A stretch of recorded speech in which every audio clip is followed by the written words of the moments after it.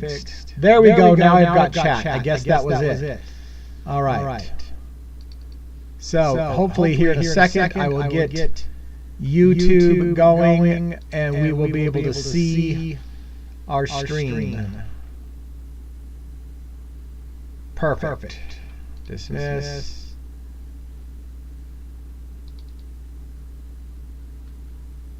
There we go. All right. Getting warmed up. Hey, we're getting closer. It's about 5 minutes to the start of the hour.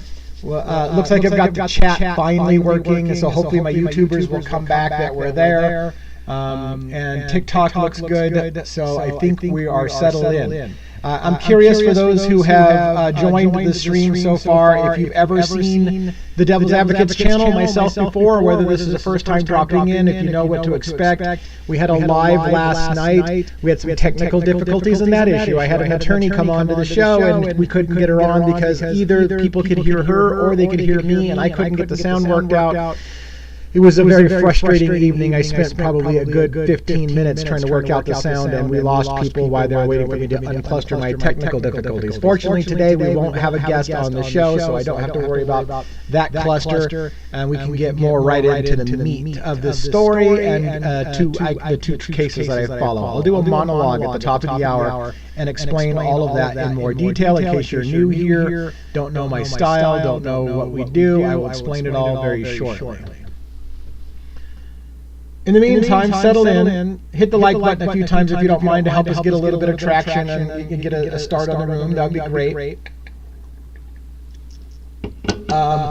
I do long form comment. I do long form content a lot. If you're in TikTok, you see above me my screen, my website that I'm sharing. That's devilsadvocates.info, my main website. But on YouTube, I've got it beside me over here. There is a delay always on the YouTube stream. So what you see and hear on TikTok is coming faster than what you're going to see on YouTube. So if you're going to watch in both places for some reason, because you want the bigger screen, the more real estate on your computer, for example, you're going to want to mute the TikTok stream. Of course, it does me good. I'm echoing. I'm echoing. Okay. Let me see if I can figure out the echo.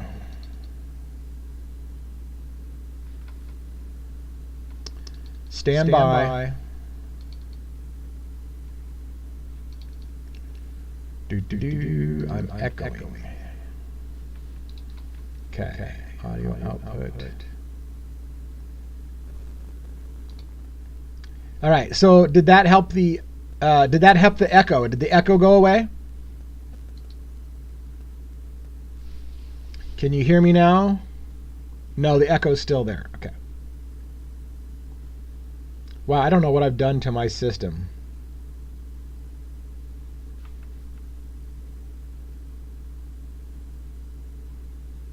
Give me a second to try to sort this shit out.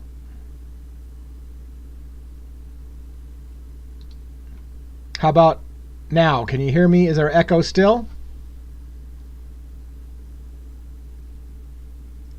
Is there still an echo going on? Better. Perfect. Good. No echo. Perfect. Checking YouTube. Thank you so much. There's a big delay on YouTube, so hopefully you can get that. But okay, thank you for letting me know. It looks like I've solved the echo problem. Echo. No, there's not an echo. I did that. Boy, my technical difficulties the last couple days. I don't know what the deal is, but okay, both sides sound good. Thank you for checking that and letting me know. All right, we got about 2 minutes before the start of the hour. And then I will explain how things are going to be, and you can decide whether this is the right place for you to hang out for the next hour. Usually I go for about an hour, sometimes an hour and 30 minutes, but usually at least an hour and sometimes a little bit more. And at the top of the hour, when I start going, I will tell you the format of what I'm going to cover, what I plan to cover at least, and then kind of a look ahead of what's going to happen in the next day or two, and then we'll get right into it. So let's give it about 1 more minute. Sounds like we're finally settled out on our technical difficulties. No more echoing. Got a few people on YouTube. I don't see any chat on YouTube, so if YouTube would anybody throw me a message, just say hi or something like that to let me know it's working. But all intents and purposes, it looks like my chat's working. I don't know if I have any moderators in the room for my stuff, but it looks like it's going to be a slow attendance, so we probably don't need moderators, so we're probably okay. But if I have a moderator, let me know you're here. Did I have you as a moderator, Luigi? Hey, I see you in the YouTube. Thank you so much. Do I have you? I don't know if I have you in my moderator list. You need to be in my moderator list. And so if I don't, I will have to fix that. Hopefully after the show, I can get you fixed up if you don't have moderator privileges. So YouTube's working, TikTok's working. It is now top of the hour. Let's get started. So I normally go live every Monday, Wednesday, and Friday at 6 p.m. Pacific Standard Time. But I have been informed that there's quite a few people who can't make those times, or it's a difficult time for them. We have people internationally, for example, who are watching one of my cases in particular, where it's very late, early in the morning, I should say, for them. And so I'm trying to add 2 more time slots, which is Tuesdays and Thursdays at 12 p.m. Pacific Standard Time. That's the time you're dialing into right now. So I'm gonna try to make this a regular thing. Maybe reach a new audience, people that can't really make those evening shots on Monday, Wednesdays, and Fridays. So last night I did a show. My format is going to be on Monday. I prep some notes. I covered on Monday night, and then Tuesday I'm going to cover the same basic notes, but live and fresh take, but same basic notes on Tuesday at noon. Last night, Wednesday, we did notes, and now I'm doing those notes again, live and fresh take, if you will, on Thursday morning today.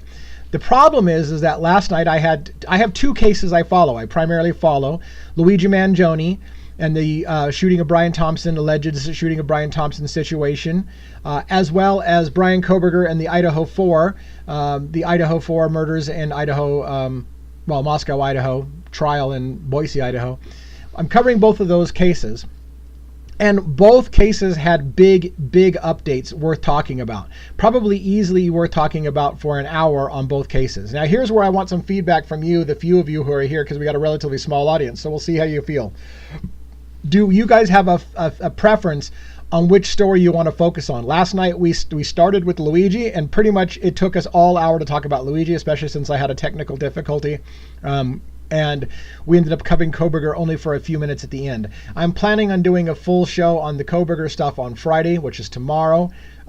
So if you want to just have it be Luigi again today, we can do that. If you want to hear a 50-50 mix of Luigi and Koberger, and then dial in Friday, maybe if you have a chance or whatever, we can do that. So can I get kind of some feeling from anybody in the room? Are you here to hear about Luigi? Or are you here to hear about Brian Koberger? Do you want a 50-50 mix of both stories and the breaking news? Or do you want to focus on just one or the other?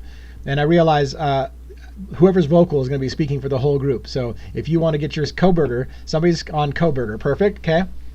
Koberger's got a vote. Anybody else got a vote?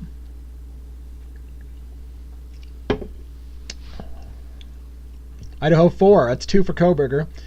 I look forward to figure out he didn't unalive them. Luigi, but I'm okay with whatever. Perfect. BK. Okay. I've got 3 solid BKs and 1 I don't care if it's BK or Luigi. So definitely some Luigi. I missed the beginning of your live last night. Okay, so let's do it in reverse. Let's do it. Now I'm getting the Luigis. Now that I say we're going to go to Koberger, we're getting the Luigis. I'm curious to hear the news you got on Luigi. Let's do it in reverse order. Let's do it. I'm sorry. Hopefully you have a little bit of time. I will do Koberger first, and then we will do Luigi at the back half. And I will try to keep the Koberger stuff in about 30 minutes, and then we'll try to do the Luigi in the last 30 minutes. So here we go. So I wasn't prepared to do it in this order, but we're going to do it now. So the big news, if you will, in the Brian Koberger situation is, in the Idaho 4 situation, if you're following the case, I'm going to try not to have to summarize the entire case, but if you're following the case, Brian Koberger is about to start trial. His scheduled to start trial in August for the murder of 4 college students in Moscow, Idaho. He was a Washington State University student, criminal justice major, working on his PhD at WSU, and allegedly went over to Moscow, Idaho, a neighboring town 12 miles away, and murdered 4 people in a house, left 2 survivors alive. His trial is coming up. In the meantime, just like they have done with Luigi Mangione, to give people a preview of the Luigi Mangione, there have been multiple documentaries coming out about Bryan Kohberger. One of the big pieces of new information I just found out, I cannot believe this, there's a famous novelist, author, known as James Patterson. Perhaps you've heard him. James Patterson's a great author. I like his books. I've read multiple of his books. Great author. However, James Patterson has essentially decided that he's going to write a book, he has written a book on the Idaho 4 murder case. And that book is scheduled to be published and released 14 or 16 days before they start seating a jury in Bryan Kohberger's trial, which seems extremely inappropriate because I don't know what his take's going to be on it, but James Patterson has written a book on the Idaho 4 case. His book is on pre-sale, I think, right now on Amazon. I will be reading it, by the way. I have a series where I read books related to the cases I'm following and do chapter-by-chapter analysis and opinions to kind of see what the big researchers are doing, because I'm the small researcher, I'm little fry. So I look what the big fries are doing. So I'm going to want to know what that's about. I don't think you've read James Patterson's book because I don't think it's come out yet. I think it's coming out on July 14th or July 16th, and I don't remember what the name of it is. It has Idaho 4, I think, in the title, and it's by James Patterson. We're currently reading the book on my YouTube channel, When the Night Comes Falling by Howard Bloom. That's been a big hit piece by Howard Bloom, and he's been featured on Dateline. And this is where the other news comes in. So Dateline just did a major piece. You probably have all heard about this, but there's some new news in here. So some new news I want you to pay attention to. So Dateline NBC did a special, The Terrible Night on King Road.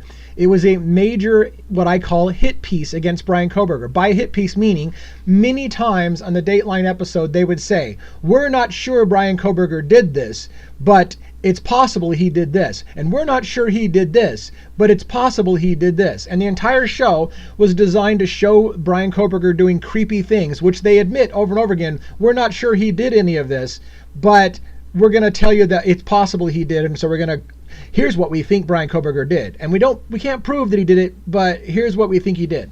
And that was a major hit piece.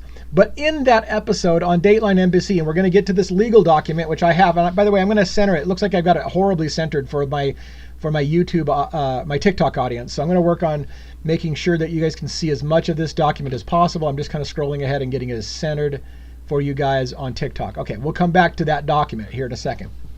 And again, if you want to watch it full screen or a better screen coverage, watch this on YouTube.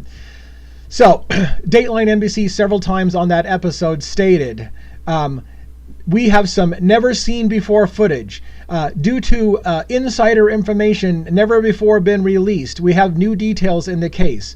And several times they mentioned the FBI. The FBI has given us never seen before data about the cell phones, the towers. Just constant stuff like this, constant hits. At least 5 times, Dateline NBC said they had insider information, never seen before information, and details about the crime, including some pretty graphic details that no one has heard publicly to this day, such as Ethan Chapin's legs were carved up. That was something new. The killer sat down on a chair after maybe getting exhausted in Xana's room and left a print on the chair. Brand new information. A new theory that's come in about what exactly happened. That the killer came into the house for Maddie. Kaylee was almost a no never mind. Xana was in the kitchen now, by the way. Now, granted, that kind of stuff they made clear is this is our best guess what happened. But there were some things that were stated not as a guess, as they were stated as these are new facts that are being released and never heard before. So, I got somebody sneaking in at work. Shh, keep the volume down low, put some headphones on. I got you. All right, so in that episode, they mentioned several times about insider information. They had crystal clear video of the car going around the neighborhood that's never been seen at that high resolution. All kinds of things that we now can speculate what it was Dateline NBC got inside information from. Right, who is this information from? So here's what happened. Hippler, Judge Stephen Hippler, who has in my opinion, the entire case believed that Bryan Kohberger is guilty. I've never seen a judge who looks so already convinced what the trial's outcome is going to be before he starts trial than Hippler. He doesn't, in my opinion, even give the remote appearance as if he's staying impartial. When the defense talks, Stephen Hippler looks bored, and he just sits there all like, come on.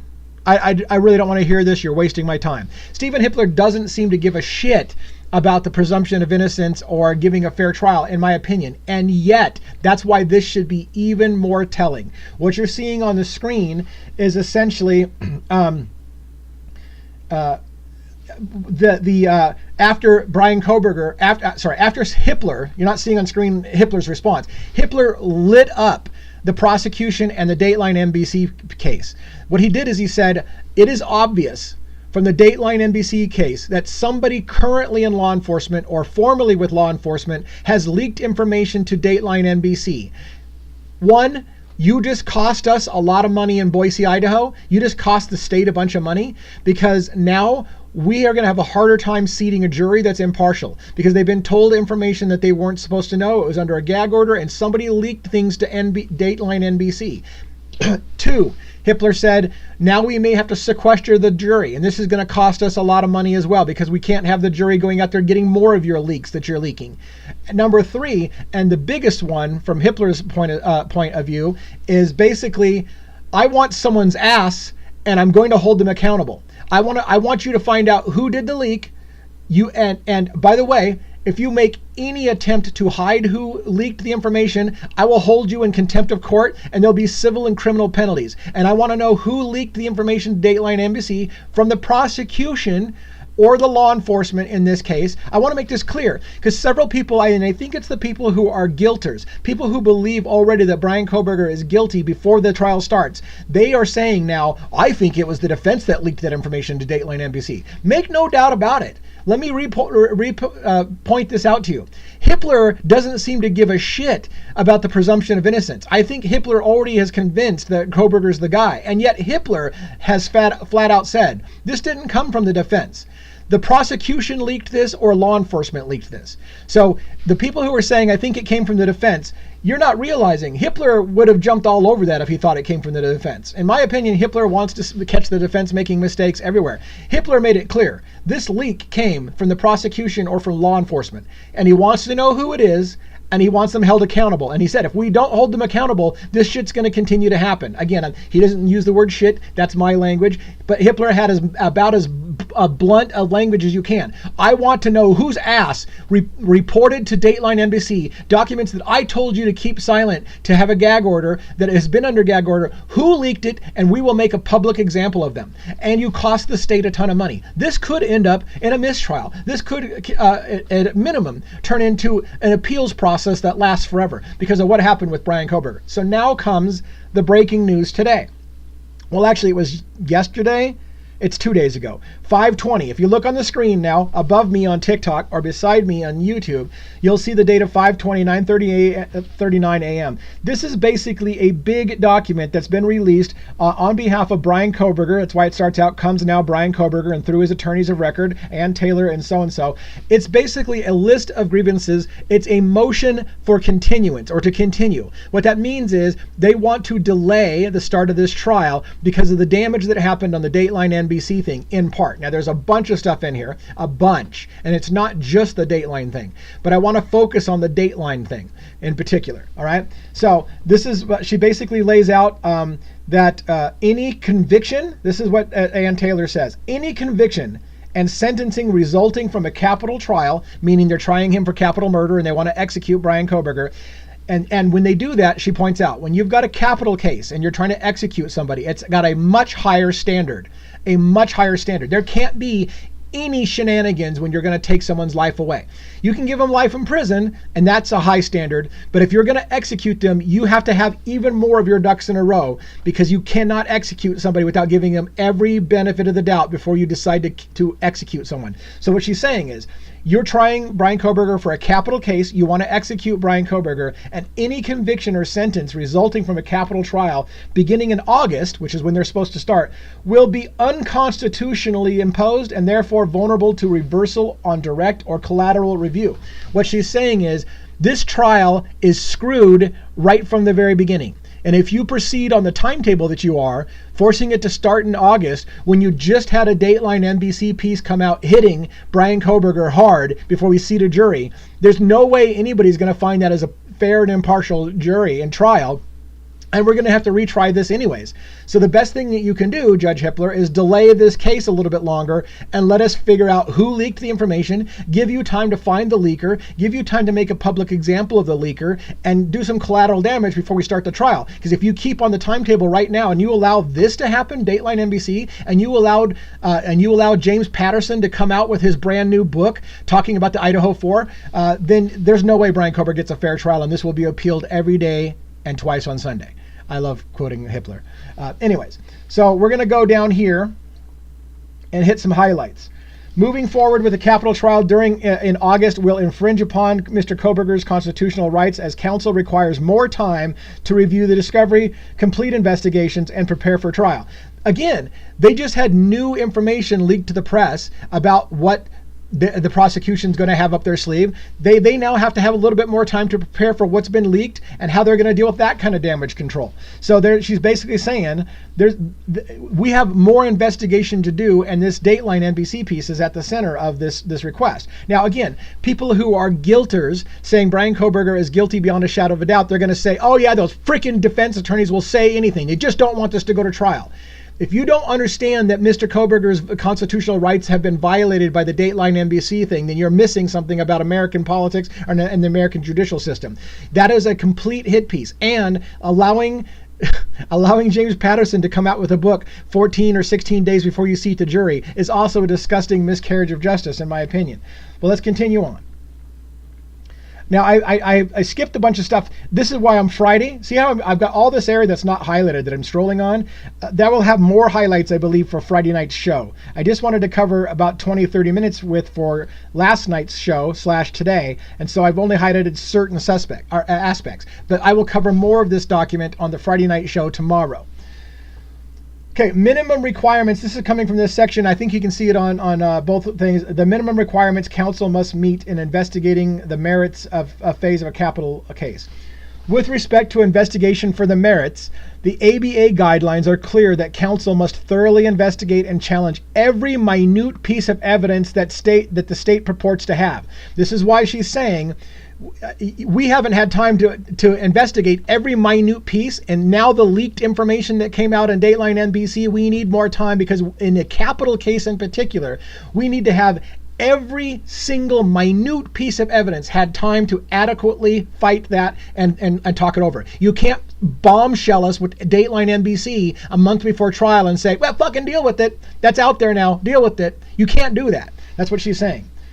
To assume the accuracy of whatever information the client may initially offer, the prosecutor may choose or be compelled to disclose to render ineffective assistance to counsel. The defense lawyer's obligation includes not only finding, interviewing, and scrutinizing the backgrounds of potential prosecution witnesses, but also searching for any other potential witnesses who might challenge the prosecution's version of events. By the way, Ann Taylor has already stated publicly to Hippler, we believe another person was involved. We have a name of another person involved, and we have evidence of another person involved in this crime, and that Bryan Kohberger was framed for the event. Now, Hippler's response was, okay, if you're going to come last minute with an alternate suspect, I need to know all the details. And so Ann Taylor is getting those details for him. And what she's asking for is a little bit more time. I've got the name and I've got details, but I need to put this all together for you. And so give us a little bit more time. And by the way, if your prosecution and your law enforcement are going to go out and do a hit piece against Bryan Kohberger while I'm trying to get you the information, that's not helpful. I need more time. And again, I think this is all coming by well, I won't get into that yet. I think I know where part of the leak's coming from. So she's just talking about that. Let's go down to the document a bit more. Sorry if I'm shouting. I get really emotional. I'm passionate about the presumption of innocence in this country. And my passion sometimes comes out as shouting. Again, all of these things that we're passing over, a lot of this may be covered in detail on Friday night show. We're just covering a small portion of it for this daytime show so that we can save some time for Luigi Mangione. because that Luigi Mangione took me about 40 minutes to cover last night. All right, here we go to the continuance is also necessary. Should be on your screen in both YouTube and TikTok. A continuance is also necessary to investigate and remedy the prejudice of highly inflammatory publicity released just weeks before the current trial date, including the recent Dateline NBC and forthcoming book from James Patterson. Somebody was asking, what's the name of the book? I think it's going to get named here.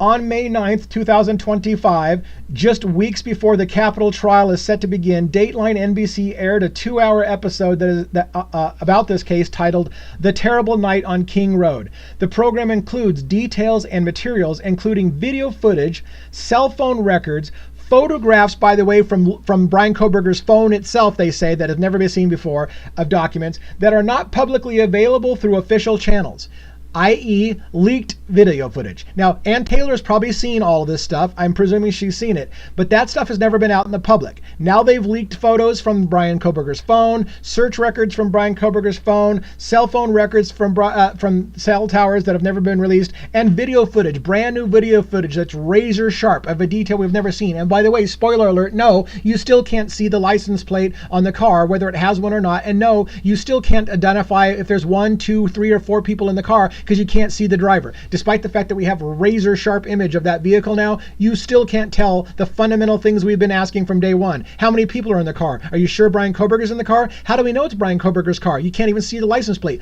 None of those got resolved, even though we have a crystal clear image. A crystal clear image. Better than we've ever seen. And you still can't tell if it's Bryan Kohberger's car. FYI. The show repeatedly, this is talking about NBC's Dateline show, the show repeatedly emphasizes the non-public nature of the information. They've stated that these have never been made public before, and information that Dateline has received that has never been made public before, secret inside information that have never been made public before. They said that like 5 times, and they mentioned the FBI like 5 times. Ann Taylor, by the way, has already started to criticize Nick Balance from the FBI on how they got to Bryan Kohberger. Is Nick Balance involved in this? I don't know. That's not me saying that's where it's coming from. I'm just saying, as an example, Ann Taylor has already set down a precedent that Nick Balance did some sketchy shit from the FBI. Now they're sitting in Dateline saying, hey, we got an insider from the FBI who's telling us all kinds of stuff. I don't know that they're one and the same person. I don't. But believe me, Dateline did a lot more jumps of logic than what I just did, because they didn't say, hey, we don't know this is true. They're just like, hey, this is probably what happened. The show repeatedly emphasizes the non-public nature of information, stating it was obtained from unnamed sources who are close to the investigation. Steve Gonsalves and others. That's a guess. That's a guess. Steve Gonsalves is always out in the news every single time, leaking new information, new details. Steve Gonsalves doesn't work with the prosecution directly. He doesn't work for them, and he's not law enforcement. But they said they obtained information from unnamed sources who are close to the investigation. My theory, between you and me, my theory is some law enforcement insider is in talks with Steve Gonsalves on a regular basis. Information is being leaked to Steve Gonsalves all the time, which is why Steve Gonsalves can go on TV all the time and matter-of-factly say, guys, I know he did it. I know. Why? Because he's got an insider in law enforcement or the prosecution telling him things that he's not supposed to know. And then he goes and blabs it indirectly to the public. Now, I don't think Steve Gonsalves is the only source of information, because again, Dateline NBC repeatedly said that they've got information from the FBI never previously released. What I think happened, if you want to know my guess, is Steve Gonsalves is talking to NBC, Dateline, and then they wanted to say, look, before we go on air on that, I need a little bit better source than just you saying so. Okay, well, I've got somebody on the inside who's telling me stuff, and they may have vetted that. And then they're like, hey, as long as you don't tell my source where I'm getting all my information, you can just say, hey, we've got it on good authority on the inside. We know that somebody's got this. This is good info. Never seen before footage, never seen before talked about details, but it's on good authority. Trust us. We've got people close to the investigation who are telling us this is directly from the inside. But that's a guess on my part. 100% guess. All right. So And then much of the investigative material presented by Dateline was taken out of context and will not be admissible at trial because it lacks reliability. 100%. I've said this before. I'm not going to do this in 30 minutes, am I? I've said this before. The infamous new pictures we saw of Brian Kohberger, the jet black hoodie, and he's looking all menacing and whatever. Those photos, they literally said in the episode, had been altered and cropped for a dramatic effect. They were basically trying to make him look as sinister as he possibly can. For all we know, he was in that outfit at a nursing home full of kids and Easter bunnies, and they crop in on his picture of him in a hoodie and frame it and make it strong and do some darkening and some lightening things and make it look dramatic. And they're like, hey, you know, this photo has been altered for dramatic effect. And yeah, if you go through anyone's phone or anyone's history for years, you're going to be able to find a photo or two that, taken out of context and cropped in a certain way, might make the person look a little sketchy. So this is what they did. They took a bunch of photos of him and they found stuff.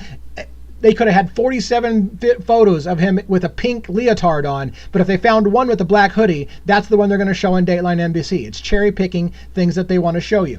I'm not saying they did that, but that's the kind of thing that could have happened, and that's why the defense is saying, look, these were taken out of context. Photos were taken out of context. It's all going to be inadmissible in court, but you're already trying him in the court of public opinion. The leaked materials, continuing on the reading, the leaked materials appear carefully curated to promote a narrative of guilt. Yes. As this court acknowledged in its May 15th, 2025 document records hold order, that's from Hippler, the source of the leak is most likely someone currently or formerly associated with law enforcement or the prosecution team. Let me repeat this. Hippler flat out did not say this came from the defense. He knows it came from law enforcement and the prosecution side. For those of you who want to keep saying, I think it was the defense that leaked that because they want to make it look bad for the prosecution and get the case thrown out, and it came from, that's because I think most of you who say that already believe that Brian Kohberger is guilty, so therefore it has to have come from the defense because the prosecution and law enforcement can't be corrupt. I understand. Most of you don't live in a world in where you think the prosecution or law enforcement can be corrupt. But let me make no bones about it. Hippler doesn't seem to have a real soft part for the defense, and Hippler said this came from law enforcement or it came from the prosecution side. Hippler does not suggest, let's find out if it came from the defense. Hippler knows where it came from, essentially. He knows it came from law enforcement or the other side based on what was leaked, and he wants to know who did it. All right. If that is the case, it raises urgent and serious questions about the objectivity, judgment, and credibility of individuals tasked with investigating and presenting the state's evidence, particularly those who may be called as witnesses. The identity of those involved, their motives, and any efforts to conceal their conduct go directly to the heart of witness credibility and the integrity of the state's case. Let me break that through the universal translator, which I often say. Ann Taylor is saying, whoever did leak this information, if they're still involved with the investigation, if they're still involved, if they're going to be an expert witness, like say somebody like a Nick Balance from the FBI, if this person is going to get on the stand and we know that they're leaking information to the press, their credibility is shot. They can't be put on the stand now, because if that a-hole, male or female, is going to go to Dateline NBC and leak stuff to try to convict somebody in the court of public opinion, you can't put that person on the stand because they're clearly biased. And if they lied about other shit and they broke the law to release things against the gag order, then who knows what they'll say on the stand. You can't trust an MFer like that. All right? The apparent leak is not only an egregious violation of the court's non-dissemination order, it enabled Dateline to gild rampant speculation with a veneer of credibility, because people believe Dateline NBC is a credible source. When purportedly exclusive information surfaces through the media broadcast shortly before trial, particularly information attributed to unnamed sources with access to the investigation, it carries a heightened aura of credibility and secrecy that can deeply influence public perception. Unlike official disclosures, which are typically accompanied by context and procedural safeguards, leaks framed as exclusives are perceived as uncensored truths that the public was not meant to see. The insider framing enhances the material's persuasive power, suggesting that it is both authentic and revealing of the case's hidden realities. All of that couldn't have been said any better. It is most people in America will presume Dateline is a reputable source. that they've got, because of their many years of investigative journalism, they've got insiders in law enforcement who are good and credible people, and that's probably where Dateline got it, was from good and honest, credible people who have a working relationship with NBC because they're a credible institution, and just got real and authentic information to provide the public to say, look, we know this is the guy. And they're using that to sway public opinion because it's presumed they're a trustworthy news outlet. I'm behind schedule. All right. This episode includes things such as repeated speculative assertions regarding the assailant's motives, including unfounded allegations of sexual motivation. Oh my God. Oh my God. They had a profiler of sorts, a psychoanalyst, come on and tell you at one point this was a sex crime. It was a crime of sexual passion. The killer, Bryan Kohberger, had a problem with women and wanted to sexually dominate them. That was basically right out of the mouth of the profiler. Where in the world has this ever become a sex crime? If you're going to tell me that Bryan Kohberger or whoever was in that house committed any crime of a sexual nature against the girls, again, I ask you, how did they do that in 8 to 10 minutes on 2 separate floors of a house with 6 people in it? And you already had a hard time convincing me that one person could do 2 different floors, kill 4 people in a matter of 8 to 10 minutes and get out of that house without leaving any blood anywhere down the driveway, outside the house, in his car. He must be a magic man. But now you're suggesting that there's a sexual element as well. And I believe there is evidence, by the way. I believe that there is evidence that there was a sexual crime involved. What I'm saying is, though, the official story doesn't add that in. Now all of a sudden there's a sexual element involved. Did he rape one of the girls? How do you have time to do that and kill 4 people? Or did, now we've got more questions than we have answers. More questions than we have answers. There was a dramatic reenactment and animations depicting the alleged crime created by the show's producers without basis in the evidentiary record. Yes. Now, to be fair, Dateline, this is probably gonna be all Kohberger. I'm gonna do the same thing I did last night. I'm gonna do mostly Kohberger, and I'm gonna try to wrap up with some of Luigi for the Luigi people that missed it last night. So sorry. Anyways, yeah, they stated, for example, this whole scenario about Xana being in the kitchen and how it was a very loud attack. That's what they said in the show. Now, granted, to their credit, Dateline said, this is our best recreation of what we think happened that night. They did make it clear that this is what they think happened. But the way they stated it left a lot of people thinking, oh my God, that's how it happened, because they were that persuasive. The killer went in there to kill Maddie.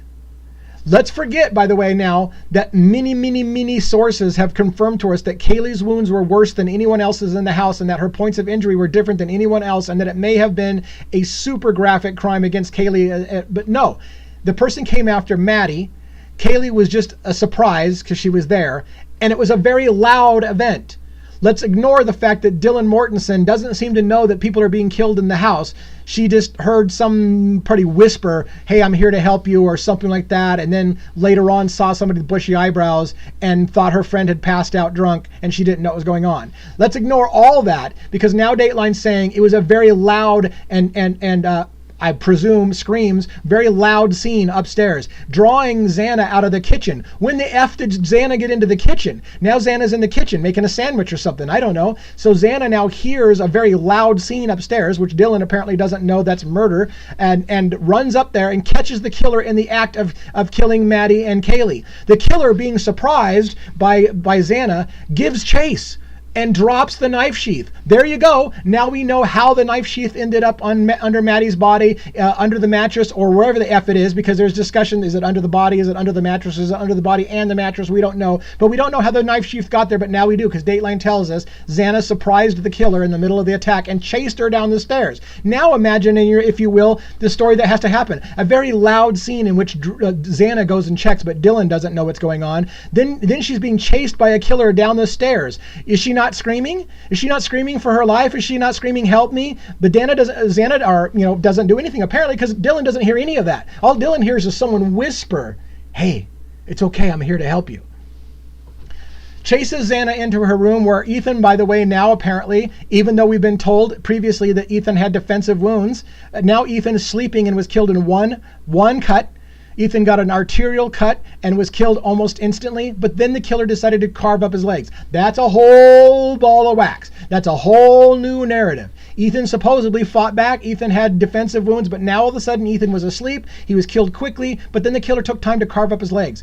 Completely new information. Then the killer decided that they presumed because he must have been exhausted, he would have an adrenaline dump, and so he needed to sit down. He sat down in a chair in Xana and Ethan's room, in Xana's room, and left a print on the chair. None of that has been disclosed to the public as far as I know, which is why I think Hitler was saying, who the hell just leaked this information about Ethan's injuries, about the chair, about all these things, because that kind of stuff has never been out in the public. And now people have more questions than they have answers. More questions. Because now I can't believe anything that I'm hearing from anybody practically, especially Dateline NBC. It had emotional interviews with individuals connected to the alleged victims, accompanied by evocative music, photos, and videos designed to elicit strong emotional responses. Yes, that's the way media works. Throw some creepy music in there, make a bunch of allegations. Let me give you one example of the allegations. One example. Repeatedly, the prosecution has stated that there's no connection between Bryan Kohberger and any of the victims. Repeatedly, it has said that. Yet Steve Gonsalves has continued to come out and tell us that he was stalking the girls, that Kohberger was stalking these girls and hunting them. So here's how Dateline dealt with it. Well, you see, was it Maddie and Xana? Two of the girls worked at the Mad Greek restaurant. And the Mad Greek restaurant is a vegan restaurant, which, by the way, some people said it's not a vegan restaurant. It has a vegan option on the menu. But now it's a vegan restaurant.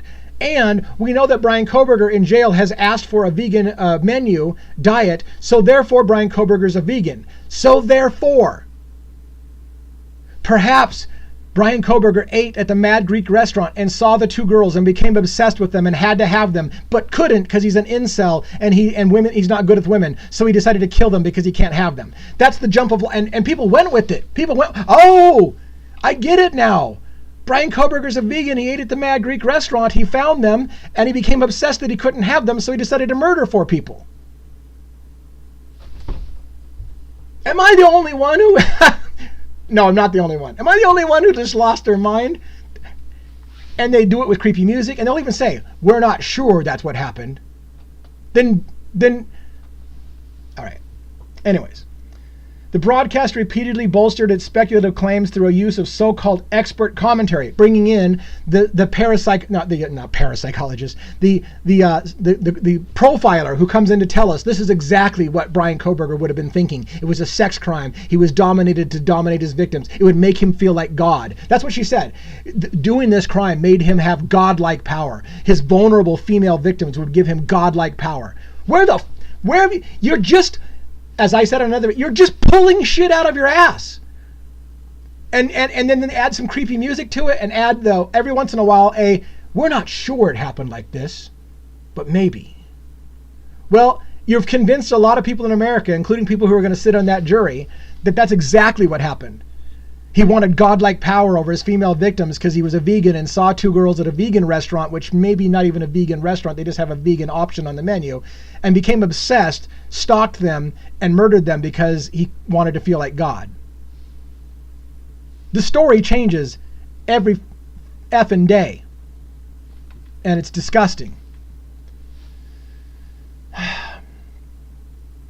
While the program occasionally inserts disclaimers, this is what I'm talking about, where the program occasionally inserts disclaimers such as, we don't know what happened.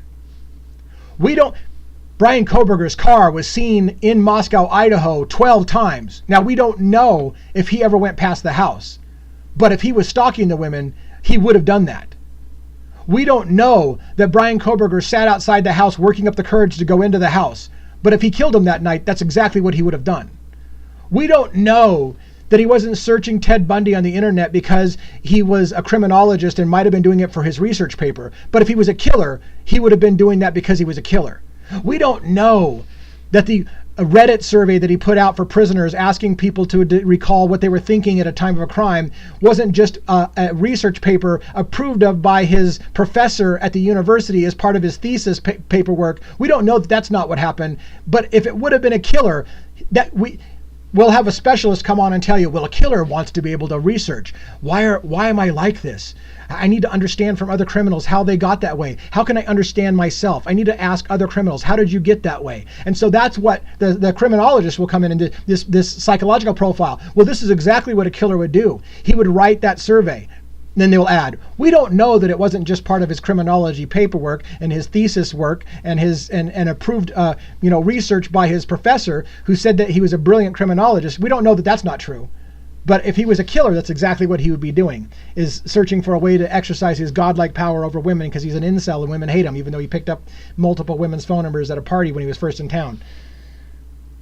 The Dateline special, which aired just weeks before the trial, will not even be the last pretrial media bombshell. Best-selling crime author James Patterson has written a book about the murders titled, here you go for those who wanted to know the name, The Idaho 4, An American Tragedy. Scheduled for release on July 14th, 2025, just 16 days before jury selection is slated to begin. James Patterson has written a book, The Idaho 4, An American Tragedy, coming out 16 days before the jury starts to be seated. How many people on that jury are going to pick up a copy of Patterson's book because they're interested in the trial? And then when they get called for jury selection, go like, yeah, I don't know a lot about this trial, as they like hide Patterson's book in their back pocket. I don't know a lot about the trial. I've only heard a few things. By the way, there's a link right here for the book. It's on pre-sale. Last visited March 16, 2025. I will be reading the book. I will be reading the book and I will be analyzing it on my long form video on my channel if you want to read along with me to see what James Patterson has to say so we can see how we feel about it. The blurb for the book describes Mr. Kohberger as a brilliant grad student, loner, and apparent incel. So we already know you already have a hint where Patterson's going with it. He's going with the incel thing. He's bad with women. He can't get laid. Even though multiple girls gave him the phone number and some girl went over and stayed the night at his house when she thought someone broke into her house and had romantic feelings towards him. This guy can't get laid. That's why he hates women. So he's an incel. And explicitly tells the reader, now you are the jury. The evidence is in. The evidence is in. James Patterson. Have you forgot, Patterson? I like your books, Patterson. I do. I like your books. But have you forgotten that Brian Kohberger hasn't even spent one effing day in his trial yet? But the evidence is in for James Patterson. We know Brian Kohberger's the killer. The evidence is in. His trial hasn't started, but the evidence is in. And Patterson apparently is going to tell us about the incel who's no good with women and can't get laid, so he wanted to feel like God and kill women. All right. That's Brian Kohberger for tonight. I mean, there's more, but I told you I was going to try to save some time for Luigi Mangione. Are you guys with me still? Is anybody here still wanting to hear a little bit about Luigi Mangione before I wrap up? And again, Friday night, I will do a deeper dive into this. All right, so it looks like we got some Luigi Mangione stuff. Unfortunately, I could go just as long or longer on Luigi Mangione, but let's try to hit it for you as quick as we can. The big news in Luigi Mangione was a new investigation by The Guardian revealing that United Healthcare has secretly paid nursing homes to reduce hospital transfers. Now keep in mind, I believe in the presumption of innocence until proven guilty in a court of law, and I have always been on the idea of Luigi needs to be presented the presumption of innocence until proven guilty. But Luigi Mangione's family owns nursing homes. That is an understood fact. This article, I want to make it clear for those who think I'm throwing Luigi Mangione or his family under the bus, does not implicate Luigi's family's nursing homes as part of this investigation. They are not listed in it. Okay? So please understand, this does not specifically mention Luigi Mangione's family's nursing homes. But one has to keep an open mind, right? Is Luigi Mangione and his family and their involvement in nursing homes and now the new Department of Justice investigation and all the stuff coming out about United Healthcare and their crooked ways in nursing homes, is it related in some way, shape, or form? You would be a moron not to ask the question. That's all I'm saying. The sickest part of this article, I covered this in depth and I lost my mind last night. The sickest part of this article to summarize, and I'll try to hit some points while we have time, but to summarize the major key points. United Healthcare, being the largest insurer and the largest of Medicare issues, you bought a daughter company called Optum, and then they would place Optum employees who work for United Healthcare, essentially, Optum employees, they would place them at nursing homes across the country, at least 2,000 of them, as indicated in here. What was the job of a United Healthcare employee through Optum? Hidden from the public so you don't see it. They don't have United Healthcare in their name. They're an Optum employee, but they're owned by United Healthcare. They're placed at a nursing home. What is their job to do at the nursing home? To stop people from going to the hospital. They want nursing homes to stop sending so many people to the hospital. So when you're having a stroke, for example, and time is of the essence, and your face is drooping and you're showing all signs of having a stroke, and you could have permanent brain damage, they want an Optum or United Healthcare person to say, pump the brakes.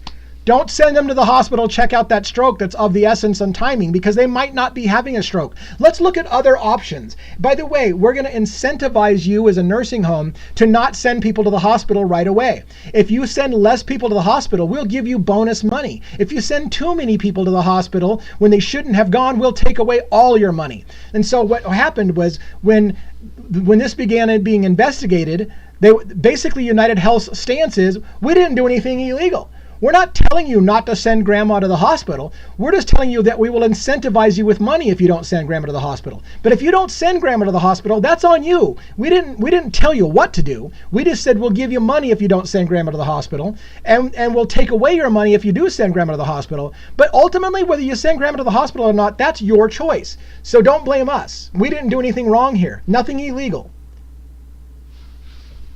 It's the sickest thing. But no, it's not the sickest thing. The sickest thing, in my opinion, in this article was DNRs. What is a DNR? Do not resuscitate. Do not intubate. So certain people choose in their older life, they say, hey, look, I've had a good life. I've lived a good life. If I have a heart attack and there's a chance that I'm going to have brain damage because I've been out of consciousness too long, didn't have oxygen flowing to my brain, I don't want you to do heroic efforts to bring me back to life where I'm going to have brain damage anyways, and I'm freaking 80 years old and I'm just going to be basically a vegetable pissing myself till I die. I don't want that. So some people voluntarily sign DNRs. Do not resuscitate. If it's my time to go, it's my time to go. I just want to be going in peace. Don't try to keep me alive. I'm okay with a DNR. That is a choice a mentally prepared person makes when they're not having dementia or other issues, and they can make a conscious decision to have a DNR. Lots of people in America have DNRs. The sick part is that insiders on United Healthcare, 2 current insiders and 3 former insiders of United Healthcare, said they were placed in nursing homes and then pressured to change people's records to say they had a DNR when they didn't, allowing family members to die with no care and no help because it was cheaper, and they, even though the person wanted life-saving efforts to happen, they would be pressured to change the records and say the person had asked for a DNR so that nobody would be sent to the hospital, and they would just go quietly. And their attitude was, according to insiders, they're old anyways. They're frail. They don't have a lot of life expectancy anyways. So changing a few people's DNR against their will and giving them a DNR, that's okay. And by the way, what we did is not illegal because we're just suggesting you do that. If you don't do it, that's on you. And if you did it, that's on you. We're just suggesting you'll be incentivized if you change people's records to say they have a DNR when they didn't. But it's not illegal because that's ultimately on you. If you did that, that's on you. And I'm going to incentivize you. And by the way, one person was fired. She was fired for not meeting her sales quota. The other thing that they point out in this article, and again, I'm summarizing. I covered this in depth and I read all of this stuff. Look, I'm going to scroll down. I'm going to let you see all these. I read all that shit last night. I read all that shit and we went into detail about it. But I'm going to summarize it for you because we did the opposite of what we did last night, which is we read all this and we just hit some highlights of Koberger. Now we read a bunch of Koberger and we're going to hit the highlights of this. So the bottom line is, United Healthcare has lost 39% of their shareholder price in the last year. Their shareholders are furious.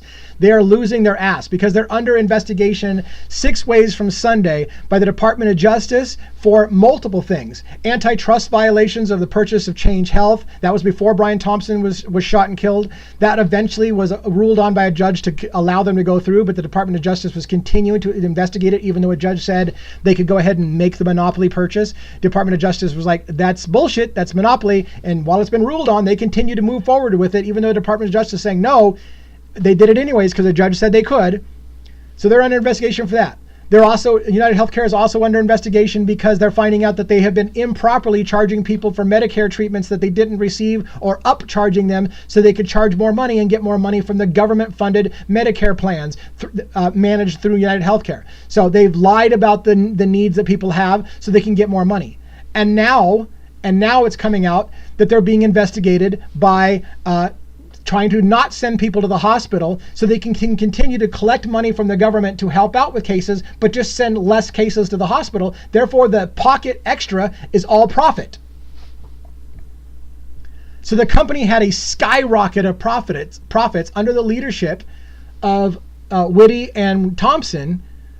And then somebody got pissed, maybe, allegedly, and decided to take one of them out, maybe, allegedly. We don't know. But that's kind of the story.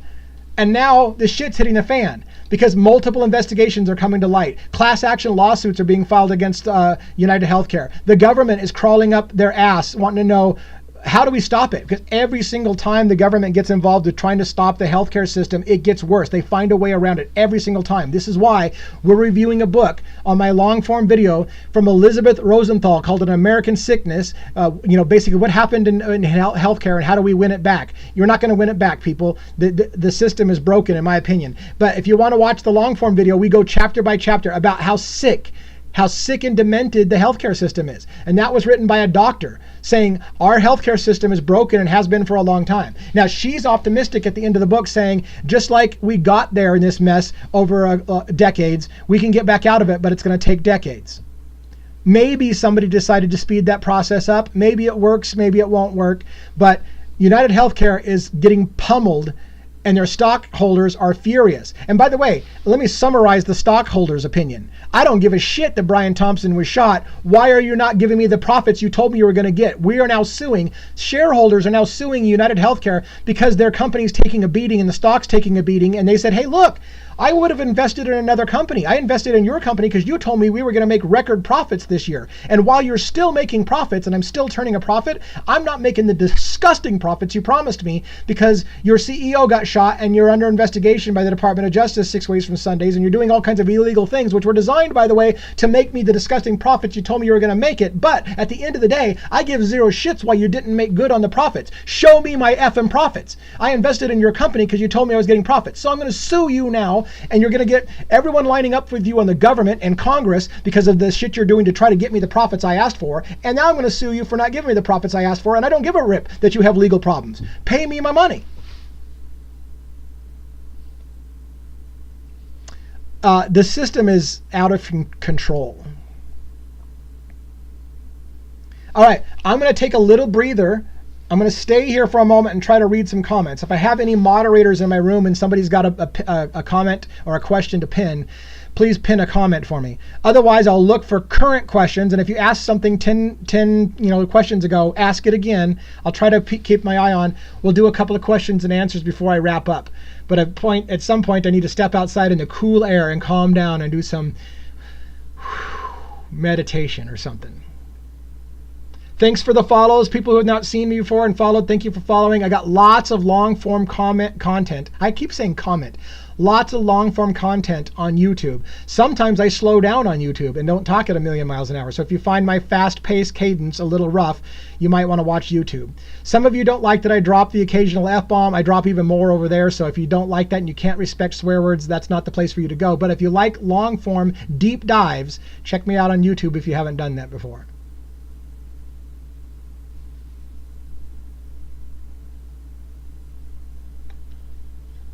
Kim on YouTube says, amazing how the person who is constantly giving misleading information on the case, who's that Steve Gonzalez, every chance that he gets and arranges suddenly is quiet. Why is that? Why? Because somebody's ass is going down for this. They're gonna trace this back, and it's probably not going to be rocket science where it's all coming from. Probably.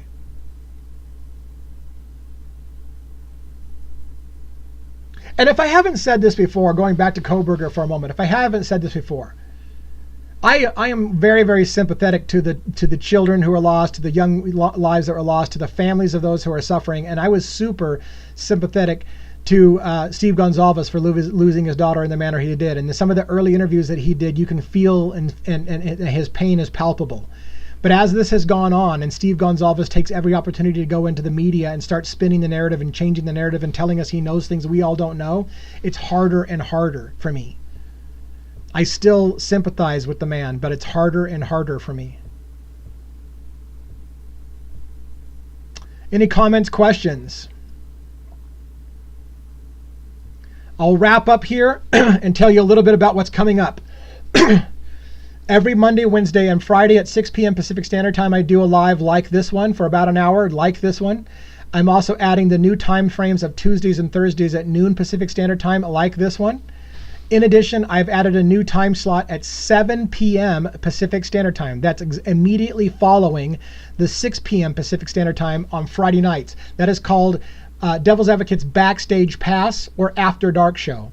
It's where I have a few drinks. I invite you on Discord. We talk as a conversational style, not just me as preaching and talking 1,000 miles an hour. The language is rougher. The topics are much more blunt. We say things there that we can't say because of community guidelines, and we let the hair down. If that's your style, it is for 18 and older. It's no under 18, and because of the nature of the conversations that we have and the language that is used and the bluntness of those conversations. So if you're interested, check me out tomorrow night for my deep dive again at 6 p.m. Pacific Standard Time, followed at 7 p.m. Pacific Standard Time for the After Dark Show or After Hours. And I'll tell you more about that. And in the meantime, if you're interested in the UHC, the United Healthcare stuff, I've got a long-form video on YouTube at Devil's Advocates 2024 called Follow the Money. It talks about that. Also, if you're watching on the screen still, this is my website. If you look at the website, there's a Luigi Mangione link at the top. I'm going to click on that for you. And then I'm going to scroll. And if you look on the screen, you'll see a bunch of green text. See that green text? These are dates and times that I've started to assimilate where I'm starting to follow the money trail. This talks all about the Department of Justice investigations, the insider trading, the selling off of United Healthcare stock, the tons of money that Whitty and Thompson cashed in just before it was announced to the public that they were under investigation. It does not include the new, latest investigations. That's going to be added to this timeline eventually as I find time, but I've been so busy doing deep dives and analysis that I haven't had time to update this. But if you're into that kind of stuff and you want to go through and you want to look at my timeline of events and different characters, and this is the same, by the way, for Brian Kohberger. Brian Kohberger has an Idaho 4 link at the top, and if you go to the Idaho 4, you'll see I've got dates all the way back, different suspects, people that I have suspected have more motive than Brian Kohberger, alternate thoughts. I've got videos. I've got a video on Luigi called The Game Theory that you want to check out. I've got a video on Brian Kohberger called The Horror Movie Theory that you want to check out. Lots and lots of stuff for you to do if you should do that. Backstage Pass is where I have that second account. It's Devil's Advocates Backstage for the after hour party. That's it, folks. I'm running out of breath. I'm running out of energy. We're at an hour. Thank you for bearing with me. Thank you all who are seeing us for the first time. Please like, subscribe, follow, all those good things. It's not just lip syncing from people. It means something to the content creators. That's how we get exposed. That's how we get people. That's how we get coverage. So please like, follow, subscribe, do anything you can. Leave comments. That's great for the algorithm. Until next time, which by the way, next time will be for us Friday night, tomorrow, 6 p.m. Pacific Standard Time, followed at 7 o'clock by the After Hours show. If you can't make that, you're going to see me again maybe Tuesday at noon Pacific Standard Time. Have a great night, everybody. Or day. I guess it's day. I'm so used to great night. Have a great day.